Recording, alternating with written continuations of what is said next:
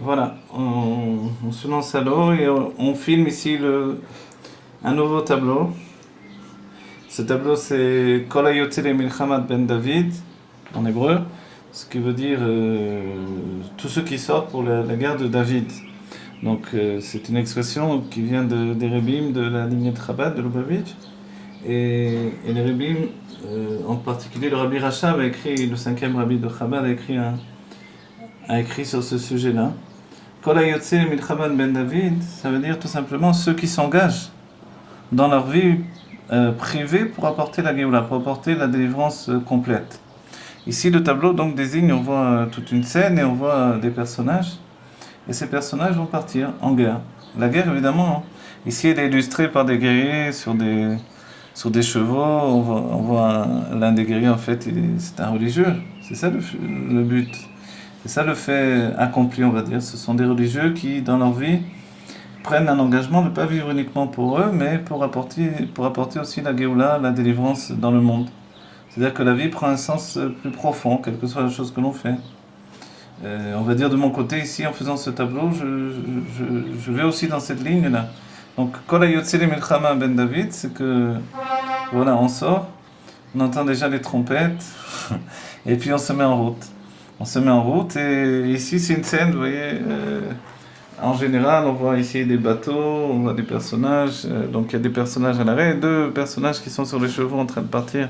Ce sont des guerriers, ce sont des guerriers à la manière de religieux finalement. Il y en a avec des pelotes et l'autre qui est avec une barbe et puis il a un casque en or. Le tableau lui-même est fait toujours la même technique que j'utilise ces derniers temps, c'est-à-dire c'est la technique de papier marouflé sur la toile. Le dessin est à l'encre. En encre, ici, j'utilise le stylo à billes, tout simplement, parce que c'est pratique. Voilà, et là, on voit le passage du tableau, de son stade de dessin à son stade de peinture. Donc, ici, on voit vraiment les prémices de la couleur sur le dessin. Et on voit comment j'installe surtout les chairs, et donc la couleur de chair, les couleurs chaudes essentiellement. Et voilà, donc en la ligne de la suite ici, tout va être lié au fait de profiter d'un dessin. Il y a deux sortes de dessins. Il y a un dessin d'après modèle et un dessin qui est un dessin d'après la mémoire. Donc il lui peut être beaucoup plus imaginaire sur des normes sur des normes d'anatomie et bien sûr sur des normes de réalité. C'est-à-dire que c'est pas complètement des personnages en dehors de la réalité, dans l'anatomie, dans le dessin, les proportions, etc. Mais c'est beaucoup plus libre. On verra dans tous les peintres, il y a un peu ces deux genres de dessins. Chez Rembrandt, on voit bien le dessin d'après modèle et le dessin de son propre dessin personnel, c'est-à-dire d'après mémoire. Et puis Rembrandt était aussi un peintre qui utilisait le travail sur la gravure.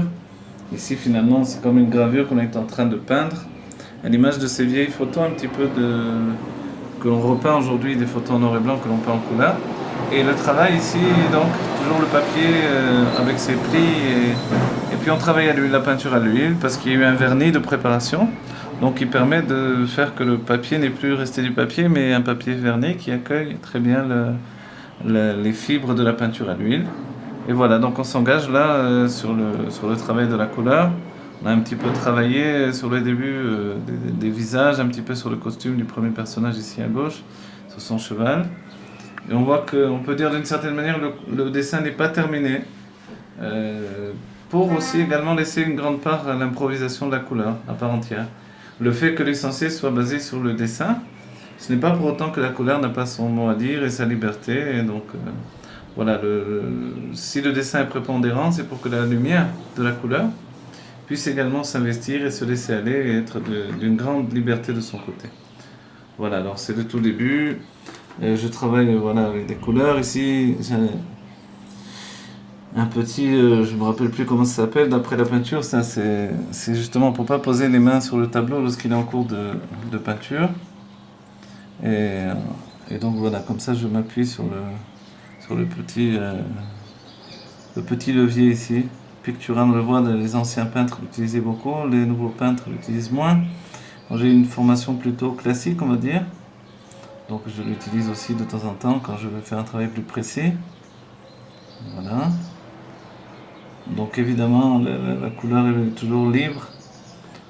Toujours pour l'imprégner dans la base, il faut mettre les doigts, pas avoir peur.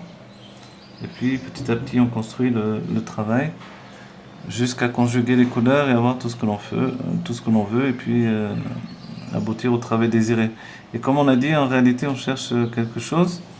Quand on improvise dans la matière et dans la couleur, alors c'est plus libre. Ici, finalement, tout est géré par le dessin de base. Voilà.